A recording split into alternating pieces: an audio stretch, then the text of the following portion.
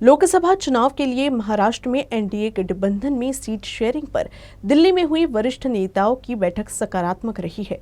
उप मुख्यमंत्री देवेंद्र फडणवीस ने नागपुर में बताया कि सीट शेयरिंग पर 80% मसला हल हो चुका है, बाकी 20% काम पर चर्चा शुरू है और जिस पर जल्द उम्मीदवारों के नाम का फैसला हो जाएगा। दिल्लीतली बैठक ही सकारात्मक झालेली आहे।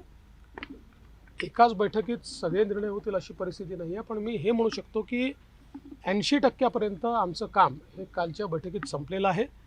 20% जे आमचे आता म्हणजे बसलो जरी नसलो ते आपापसात फोनवर चर्चा चालली आहे। जे काही थोडे बहुत आमचे विषय राहिले आहेत, मला विश्वास है आम्ही लवकरच हे पूर्ण करू शकतो। राज्य में एनडीए गठबंधन के में राज ठाकरे की पार्टी मनसे के शामिल होने की भी चर्चा शुरू है।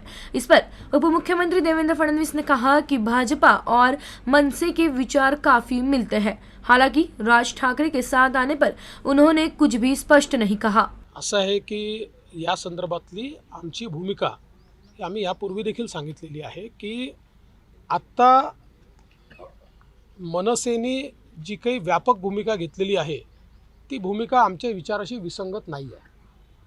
त्याच्यामुळे कसं आहे की आधी क्षेत्रीय अस्मिता जी आहे ती आम्हाला मान्यच आहे। महाराष्ट्रात राहून मराठी माणसाबद्दल बोलणं हे योग्यच आहे, ते केलंच पाहिजे। मराठी माणसाचे सगळे अधिकार प्रोटेक्ट केलेच पाहिजे, पण त्यासोबत एक व्यापक भूमिका देखील असली पाहिजे, एक्सक्लुजनची भूमिका असू नये असं आमचं मत होतं।